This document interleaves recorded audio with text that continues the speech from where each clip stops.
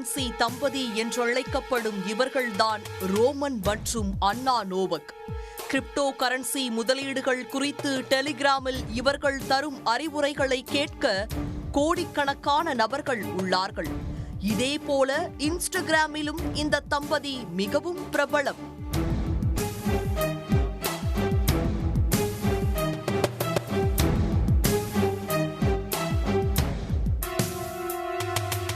Roman Novak கடந்த 2020ஆம் ஆண்டு முதலீட்டு மோசடியில் ஈடுபட்டு 6 ஆண்டுகள் சிறை தண்டனை பெற்றுள்ளார்.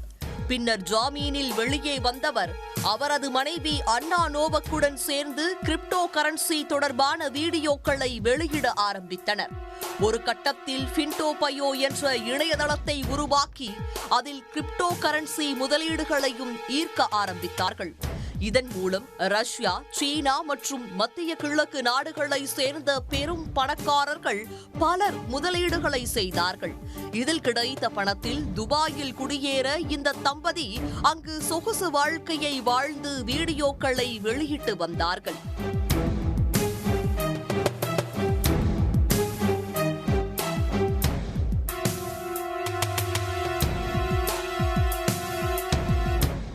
இந்த நிலையில்தான் ரோமன் மற்றும் அன்னா நோவக் தம்பதி துபாய்க்கும் ஓமனுக்கும் இடையே உள்ள மலைப்பகுதி ரெசார்ட்டில் முதலீட்டாளர்களை சந்திக்க சென்றுள்ளார்கள். அதன்பின் அந்த தம்பதி குறித்த எந்த தகவலும் வெளியாகவில்லை. இது தொடர்பாக ரஷ்யாவில் உள்ள உறவினர்கள் அளித்த புகாரின் அடிப்படையில் விசாரணை நடத்தப்பட்டது. இதில் கடைசியாக ரோமன் தனது நண்பருக்கு மெசேஜ் ஒன்றை அனுப்பியிருந்ததும் தெரிய வந்தது. அதில் தானும் தனது மனைவியும் சிக்கலில் மாட்டியிருப்பதாகவும் இதிலிருந்து தப்பிக்க ஒரு பெரும் தொகையையும் கேட்டுள்ளார். இதனால் இந்த தம்பதி பணத்திற்காக கடத்தப்பட்டிருக்கலாம் என கூறப்பட்டது. இதையடுத்து ஐக்கிய அரபு அமீரக அதிகாரிகளின் உதவியை ரஷ்யா நாடியது. இதன்பின் அவர்களின் செல்போன் சிக்னல் கடைசியாக இருந்த இடத்தில் தீவிர தேடுதல் வேட்டையும் நடத்தப்பட்டது. சுமார் 1 மாதத்திற்கு பிறகு அவர்களின் சடலம் பாலைவனத்தில் புதைக்கப்பட்ட நிலையில் கண்டெடுக்கப்பட்டுள்ளது. இருவரையும் துண்டு துண்டாக வெட்டி சாக்குப்பையில் அடைத்து புதைத்து விட்டு சென்றுள்ளார்கள் மர்ம நபர்கள். இதன்பின் நடத்தப்பட்ட விசாரணையில் பல திடுக்கிடும் தகவல்களும் வெளியாகியுள்ளன. இவர்கள் நடத்தி வந்த கிரிப்டோ கரன்சி முதலீட்டு தளத்தில் செல்வந்தர்கள் பலர் முதலீடு செய்திருந்தார்கள். ஆனால் அவர்களை இந்த தம்பதி ஏமாற்றிவிட்டதாக கூறப்படுகிறது. குறிப்பாக சீனா மற்றும் மத்திய கிழக்கு நாடுகளை சேர்ந்த தொழிலதிபர்கள் பலர் சுமார் 4500 கோடி ரூபாய் வரை இழந்ததாக தெரிகிறது. அவர்களில் எவரேனும் ரோமன் மற்றும் அன்னா நோவக் தம்பதியை கொலை செய்திருக்கலாம் என கூறப்படுகிறது.